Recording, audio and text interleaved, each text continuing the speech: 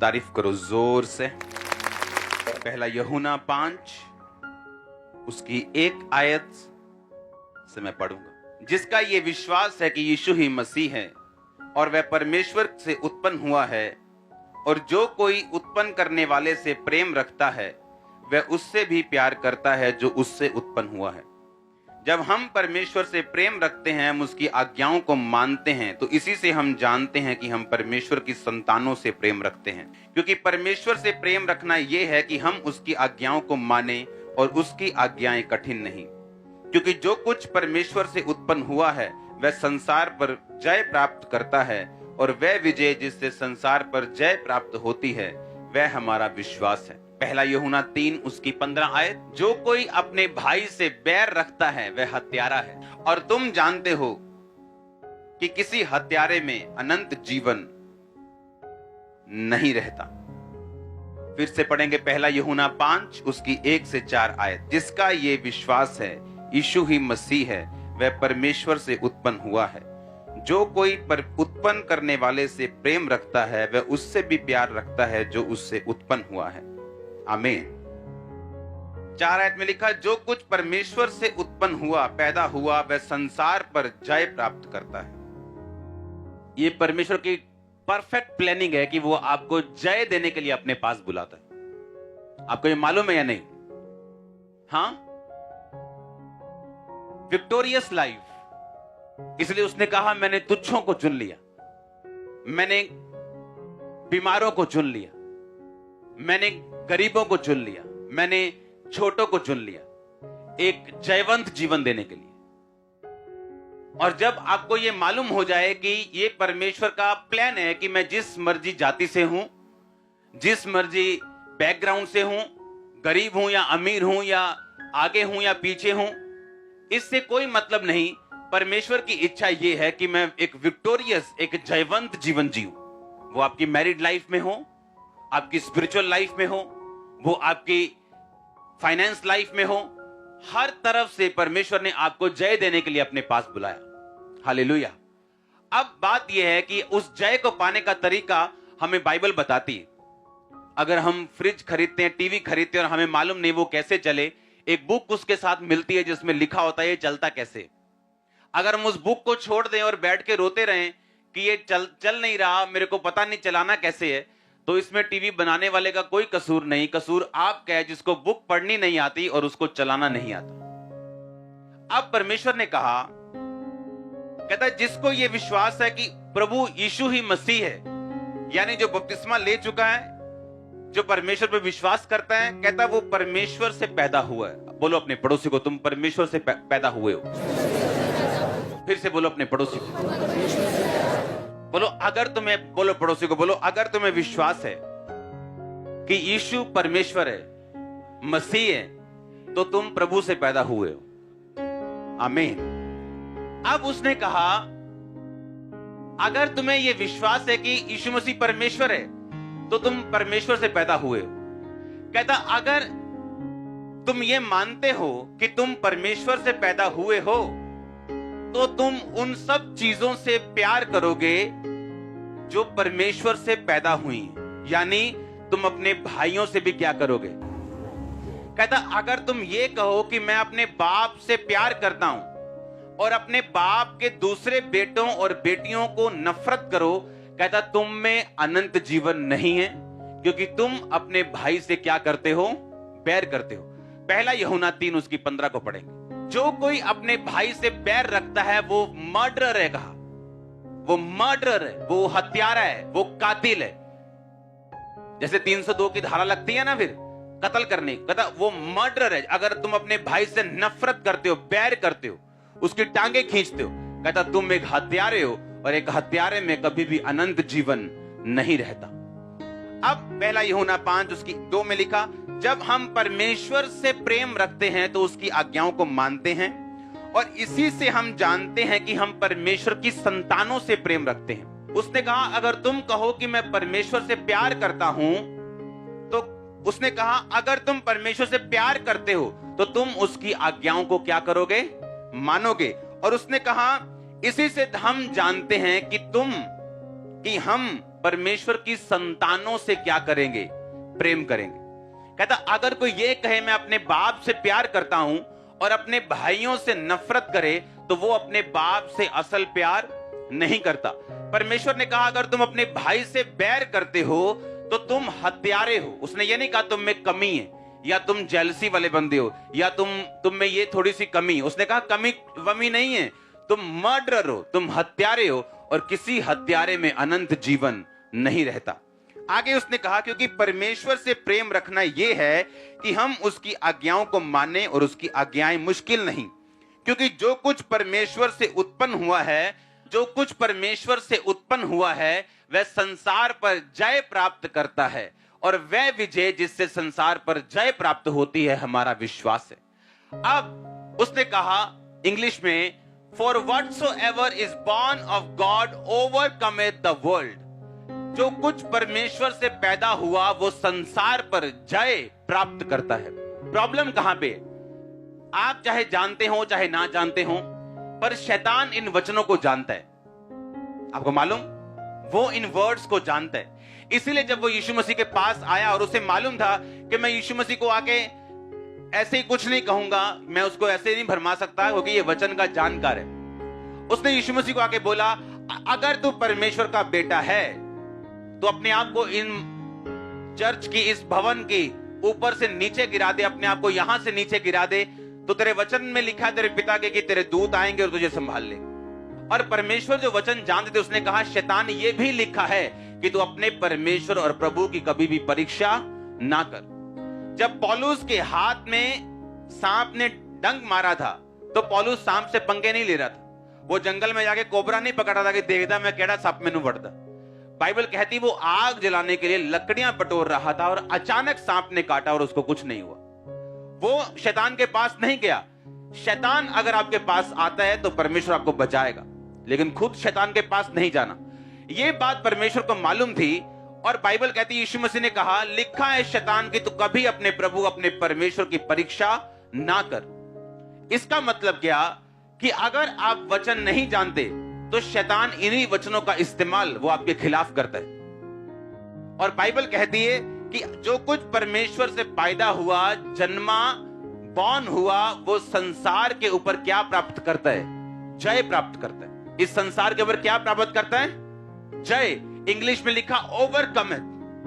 अब overcome word जब यूनानी भाषा में लिखा गया उसका मतलब हम पढ़ेंगे अपनी स्क्रीन के ऊपर।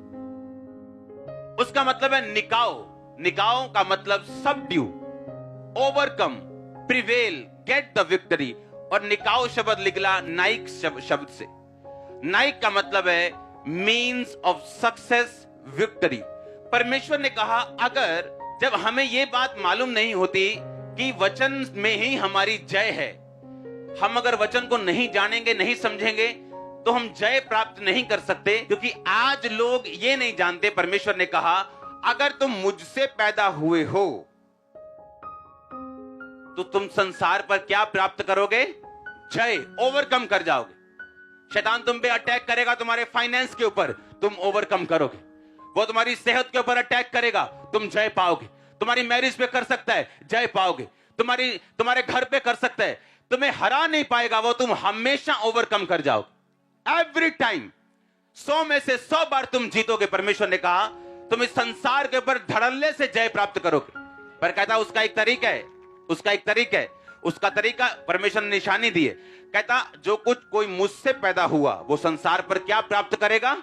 जय प्राप्त करेगा। आज 17 जनवरी है ना, 17 है ना आज मेरी एंगेजमेंट हुई थी। हाँ, अब सुनो ध्यान से। 5 जनवरी मेरा बर्थडे था बर्थडे। मेरे बर्थडे वाले दिन मुझे मालूम नहीं था कि मेरी मैरिज या एंगेजमेंट इस 17 जनवरी को हो जाएगी। कौन लड़की होगी कुछ पता नहीं था। इमेजिन कर सकते हो। लेकिन इसलिए जब वो गीत गा रहा था, गाना वो लाइन गाना अकेली 1 सेकंड के लिए बिना म्यूजिक चेंज किए, जो वफादार होगा वो वारिस भी होगा, मैं उसका खुदा बन रहूंगा। अब 9 साल 10 साल मिनिस्ट्री में मैं वफादारी के साथ चला था और उसने कहा था जो वफादार होगा वो वारिस भी होगा। 5 जनवरी को मेरे को इतना मालूम था कि मुझे अब इस साल मैरिज करनी है, होली स्पिरिट से ये इंस्ट्रक्शन है। क्योंकि मुझे ऐसा लगता था मैं मैरिज नहीं करूंगा क्योंकि मेरी सेवकाई में रुकावट ना आए, मेरी सेवकाई ऐसा ना रुक जाए, मैं ज्यादा काम करना चाहता हूं। लेकिन होली स्पिरिट ने बोला काम ज्यादा होगा अगर तुम मैरिज करेगा, नो प्रॉब्लम, तेरी डिस्ट्रक्शन सब चीजों को छोड़, बस मेरी बात को सुन। और आपको वो स्टोरी सब मालूम है कि फोटोज मंगाई, दैट्स इट, इसको देखो। उसके बाद 16 जनवरी को डिसाइड हुआ, 17 को जिस दिन डिसाइड हुआ उसके अगले दिन एंगेजमेंट। और मैं ये अपनी टेस्टिमनी दे रहा था, एक बहुत बड़े लॉयर है उनको, कि एंगेजमेंट के बाद जब हम बैठे थे तो तब बातें चल रही थी, अच्छा मैं ये कास्ट की हूं, तुम कौन सी कहा, मैं ये कास्ट।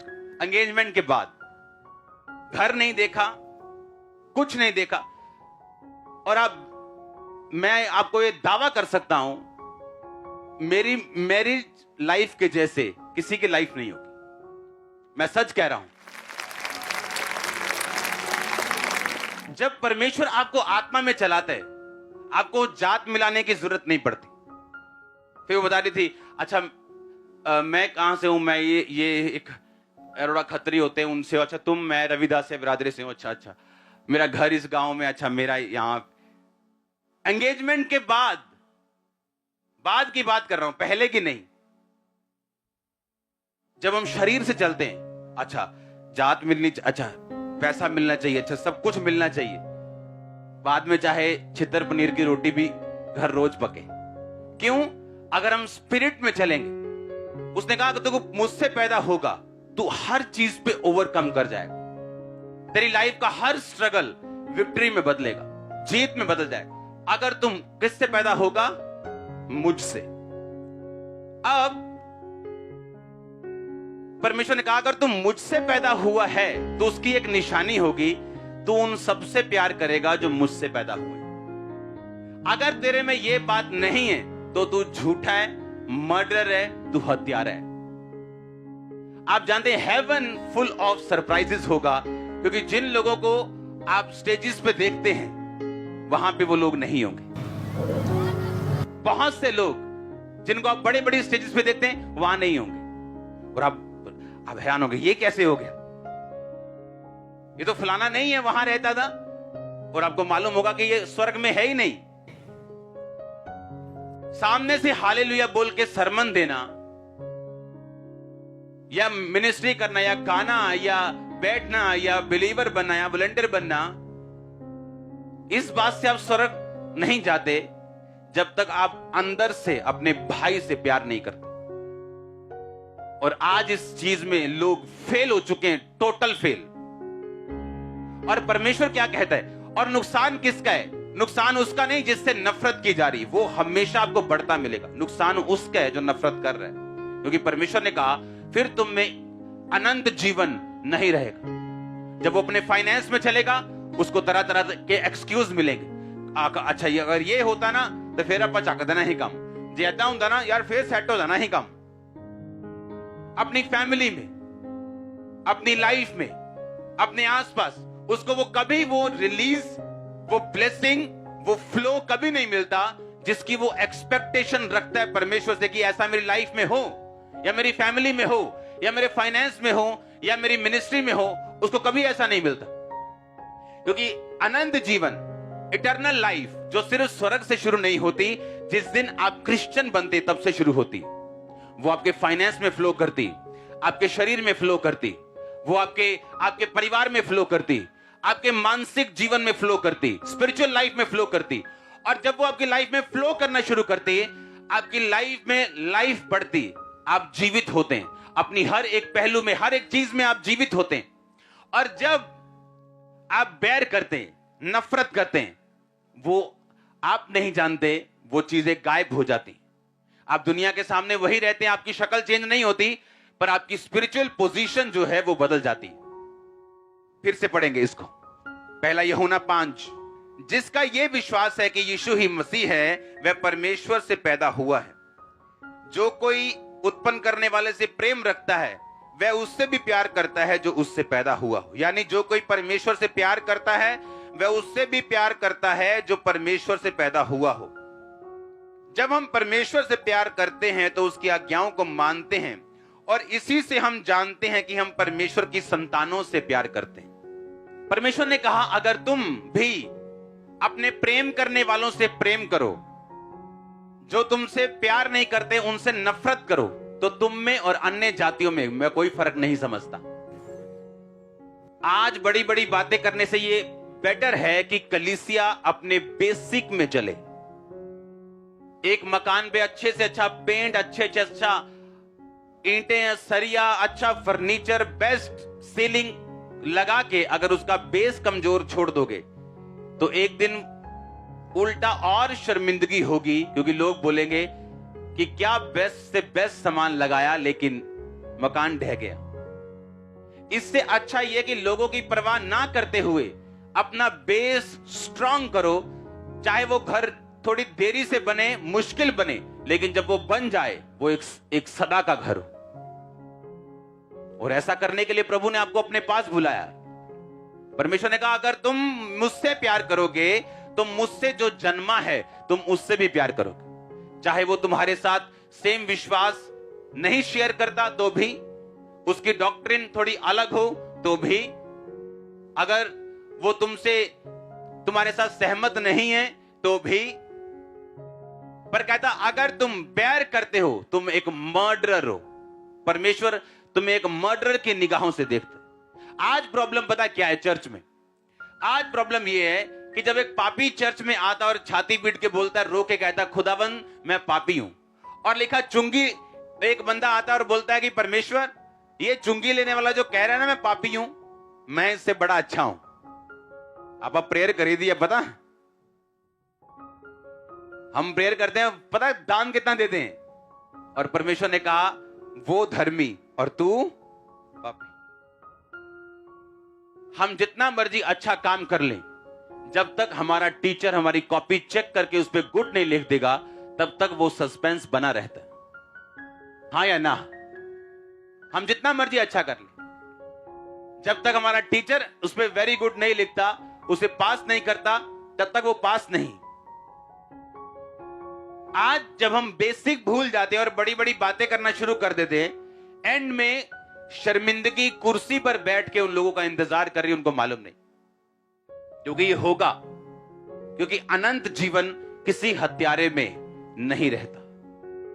वो लाइफ नहीं रहती जो आपकी हड्डियों में बहनी, वो लाइफ नहीं रहती जो आपके फाइनेंस में बहनी, आपकी लाइफ में, फैमिली में बहनी, वो लाइफ नहीं रहेगी आपकी लाइफ में अगर आप बैर करेंगे तो। हालेलुया। अब हम पढ़ेंगे प्रकाशित वाक्य 3 उसकी 21 आयत को। जो जय पाए उसे मैं अपने साथ सिंहासन पर बिठाऊंगा, क्योंकि मैं भी जय पाकर अपने पिता के साथ उसके सिंहासन पर बैठ गया। फिर बोलो जो जय पाए। इसका मतलब यह है, प्रकाशित वाक्य एक ऐसी पुस्तक है जिसको आप मान नहीं सकते पूरा, क्योंकि ये एक प्रोफेटिक बुक है। ये तो होना है अभी। ये सिर्फ पढ़ने से ही आपको ब्लेसिंग मिलती है, बोलने से ही ब्लेसिंग मिलती है, इसको सिर्फ देखने से ही ब्लेसिंग बाइबल कहती है आपको मिलती। जब आपने ये वचन पढ़ा, एक्चुअली आप ब्लेस हो रहे हो सिर्फ पढ़ने से। ये इस बुक की खासियत। उसने कहा जो जय पाए, इसका मतलब ये एक चॉइस, ये एक चुनाव है जो आपको करना है। परमेश्वर ने यह नहीं कहा जिसको मैं जिताऊं, परमेश्वर ने कहा जो खुद जय पाए उसको मैं अपने सिंहासन पर बिठाऊंगा, जिस तरह मैं भी जय पाकर अपने पिता के साथ सिंहासन पर बैठ गया। जब आप वचन पे चलते हैं, अपने भाइयों से प्यार करते हैं, आप अपने फोकस को बना के चलते हैं, परमेश्वर आपकी लाइफ में आपको ऐसी ग्रेस देता है, ऐसी आपको शील्ड आपके आसपास, ऐसा एक घेरा देता है आपको। इस डिवाइन ईश्वरीय तरीके से वो चलाता है, आपकी अगुवाई करता है। जब आपको कुछ भी नहीं सुन रहा तब भी आपके पांव सही रीति के साथ चलते हैं और वहीं जाते जहां परमेश्वर चाहता है। ये सारा कॉन्फिडेंस, ये सारा विश्वास आप इसे अपनी लाइफ में पर्सनली भी देख सकते हैं प्रैक्टिकली पूरा होते हुए, अगर हम उसके वर्ड पे चले तो। हालेलुया। और जब वो आपकी अगुवाई करता है, जब परमेश्वर आपके ईश्वरीय रीति के साथ अगुवाई करता है, आपकी सेंसेस उसके साथ मैच नहीं करती। गिदोन को लगता था मुझे और लोग चाहिए, मुझे और लोग चाहिए ये बड़ा काम करने के लिए। परमेश्वर कहता नहीं, ये हजारों में से तुझे कुछ सैकड़े लोग चाहिए जो चपड़ चपड़ पानी पिए, उनको साथ ले जा। क्योंकि युद्ध किसका है? यहोवा का। संग्राम किसका है? यहोवा का। वो अपनी महिमा किसी दूसरे को नहीं देना चाहता। हालेलुया। वो अपनी महिमा किसी को नहीं देता। वो अपनी ग्लोरी, अगर मैं ये बात बोलता हूं, अगर आप यूज हो रहे हैं खुदाबंद के लिए, आप किसी भी चीज के लिए, किसी भी डिपार्टमेंट में, किसी भी काम के लिए, कभी घमंड मत करो, क्योंकि परमेश्वर के पास आपसे बेटर पर्सन अवेलेबल है उसी जगह के ऊपर। और जैसे आप घमंड करेंगे, वो आपसे बेटर पर्सन खड़ा कर देंगे। और जब हम इस बात को पहचानते हैं कि अगर हम कुछ कर रहे हैं, अगर हम कुछ बोल रहे हैं, अगर हम कुछ प्रेयर कर रहे हैं, अगर हम कुछ कर रहे हैं परमेश्वर के राज्य के लिए, तो ये आपकी ब्लेसिंग है। क्योंकि जब वो जिताने पे आता है, उसको हजारों नहीं चाहिए, वो कुछ ही को इस्तेमाल करके बड़ी सेनाओं को हरा सकता है। और ये हमने बाइबल में देखा है। आज अगर आप परमेश्वर के हाथ को पहचान लें और जो भी अपनी लाइफ में आप स्टेप लें, अगर उसमें आप परमेश्वर को सामने रख के ले, आप कभी फेल नहीं हो सकते। अपनी लाइफ की आपकी बिगेस्ट निराशा, जिसमें आपको यह यकीन है कि यीशु मसीह परमेश्वर है, मैं जानता हूं वो बड़े मौजज़े करता है, मैं जानता हूं, लेकिन इस निराशा से मुझे वो निकाल नहीं सकता। मैं आपको बिलीव दिलाता हूं कि जब आपकी लाइफ का डार्केस्ट टाइम होगा और आपको लगेगा कुछ नहीं, और फिर भी आप परमेश्वर में बने रहेंगे, एक रात लगेगी परमेश्वर को सब कुछ बदलने के लिए। और मैं ये पढ़ा पढ़ाया कुछ नहीं सुना रहा हूं, मैं आपको अपनी लाइफ बता रहा हूं। एक नाइट फिनिश, एक दिन लगेगा उसको सारा वातावरण बदलने के लिए, जब वो आपके फेवर में खड़ा हो जाएगा। अब प्रॉब्लम ये है, आज का जो बिलीवर है वो परमेश्वर के हाथ को पहचानता नहीं। कैसे? यूसुफ को पोतीफर की पत्नी बोलती है, आजा मेरे साथ सो जा, क्योंकि वो स्मार्ट था। और उसने पता क्या कहा? परमेश्वर मुझे देख रहा है, तेरे पति ने सब कुछ मेरे हाथ में दिया, कनक चावल सब कुछ, तेरे घर की प्रॉपर्टी। अब मेरा कॉन्शियस, बाइबल में कहीं नहीं लिखा था तू व्यभिचार ना कर, तब वचन नहीं आया था। कहता मेरा विवेक ये कहता है कि ये गलत काम। बाइबल में कहां लिखा अफीम ना खाओ? लिखा कहीं? तो क्या अफीम खानी सही है? उस टाइम नहीं लिखा था व्यभिचार ना कर, पर उसको मालूम था व्यभिचार करना पाप है। बाइबल में कहीं नहीं लिखा स्मैक ना पियो। स्मैक तो अभी आई है ना, अभी इंसान की ये कुकर्म है उसने बनाई। इसका मतलब ये नहीं कि हम खाएं या पिएं, क्योंकि बाइबल में आपको कॉन्शियस दिया, एक विवेक दिया। कहता मेरा विवेक ये कहता है कि जिस परमेश्वर ने मुझे इतनी ब्लेसिंग दी है जिस घर में, उस घर के साथ मैं ऐसा काम ना करूं। उसका विवेक उसको प्रधानमंत्री की कुर्सी पे ले गया। आज प्रॉब्लम ये है, इंसान ये चीज भूल जाता है, उसका रूट क्या है, उसकी ब्लेसिंग क्या है, और फिर परमेश्वर उसको फेलियर के रास्ते पे चलाता है कुछ महीने साल, ताकि वो समझे और सीखे उसने क्या गवाया। अगर आप नबूकदनेस्सर को देखें, वो एक ऐसा राजा था जिसने तकरीबन पूरी दुनिया के ऊपर राज कर लिया था। जिस पर राज नहीं था उनके साथ संधि थी। और उसने एक दर्शन देखा कि एक बड़ा पेड़ है जिसकी शाखाएं हैं, जिसके ऊपर पंछी बसेरा करते हैं, और एक आसमान से स्वर्गदूत उतरा। उसने कहा इसको काट दो, इसकी डालियां बिखेर दो, पर जड़ को रखे रहना। उसने कहा मुझे एक बड़ा गहरा स्वप्न आया, और जब बात हुई तो उसे परमेश्वर के जन ने बताया कि स्वप्न का मतलब यह है कि तू ऐसा ऐसा तेरे साथ होगा, तू घास चरेगा, तू पागल हो जाएगा, 3.5 साल यानी 7 काल तक ऐसा तेरे साथ होगा। लेकिन अगर तू पाप छोड़ दे और परमेश्वर को पहचाने तो परमेश्वर अपना मन बदल सकता है। और बाइबल कहती है एक दिन अपने भवन पे टहल रहा था, और ऊंचा भवन, और सब तरफ देख के बोलता है ये सारा कुछ क्या मैंने अपनी ताकत से नहीं कमाया? और ऊपर से आवाज आती, राज्य तेरे हाथ से निकल गया।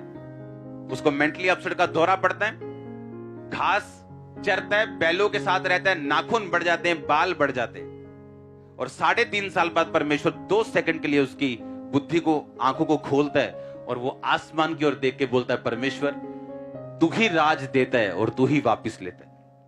और बाइबल कहती है जैसे ही उसने मुंह से कहा, दुष्ट आत्मा उसे छोड़ के चला जाता है और वो नॉर्मल होता है, अपने सिंहासन पर बैठते हैं और लोगों को बताता है कि चाहे तुम ऊंचाई पे रहो चाहे निचाई पे रहो, हर जगह हर टाइम परमेश्वर के हाथ को पहचानो अपनी लाइफ में। अगर तुम नहीं पहचानोगे, अगर उस डीप निराशा के गड्ढे में अगर यूसुफ ना पहचानता तो प्रधानमंत्री तक ना पहुंचता, उस कुर्सी तक ना पहुंचता। और अगर नबूकदनेस्सर उस ऊंचाई तक परमेश्वर को पहचान लेता तो बैलों की तरह 3.5 साल घास ना खाता और पागल बन के ना रहता। परमेश्वर ने आपको मौका दिया काम करने का, आप चोरी करना शुरू कर गए। आपको फाइनेंस पे बिठाया, आपने चोरी कर ली। किसी ड्यूटी को दिया, आपने कमीशनें खा ली, चोरी कर ली। नो नो नो, ये कर्ज को बुलावा देना है। ये परमेश्वर को बोलना है कि हम तेरी दिए हुए काम को अब्यूज कर रहे, गाली दे रहे। और जब हम परमेश्वर को गाली देंगे, जीवन नरक बन जाता है। हालेलुया। और अगर हम पहचान ले और अपने कॉन्शियस को जिंदा रखें तो बहुत सी मुसीबतों से हम बच सकते हैं। परमेश्वर ने कहा अगर तू अपने भाई से बैर करे तो तू मर्डरर है और किसी मर्डरर में अनंत जीवन नहीं रहता। कहता अगर तू उससे भी प्यार करे जो मुझसे पैदा हुआ, तू जय पाएगा, तू विक्ट्री लेगा, ओवरकम करेगा, सबड्यू करेगा, सक्सेस लेगा, प्रिवेल करेगा इस संसार के ऊपर। हर वो चीज जो इस संसार के ऊपर है, आप उस पर जय पाएंगे। परमेश्वर को पहचानो अपनी लाइफ में, अपने कॉन्शियस को, मन को, अपने विवेक को जिंदा रखो, अपने अंदर वाले आदमी की बात को सुनो। Hallelujah, hallelujah. अपने हाथों को उठाओ। Thank you Jesus. जो वफादार होगा वो वारिस भी होगा, मैं उसका खुदाबंद रहूंगा। जो वफादार होगा वो वारिस भी होगा, मैं उसका खुदाबंद रहूंगा। अपने हाथों को उठाओ खुदाबंद के साथ वफादारी के लिए।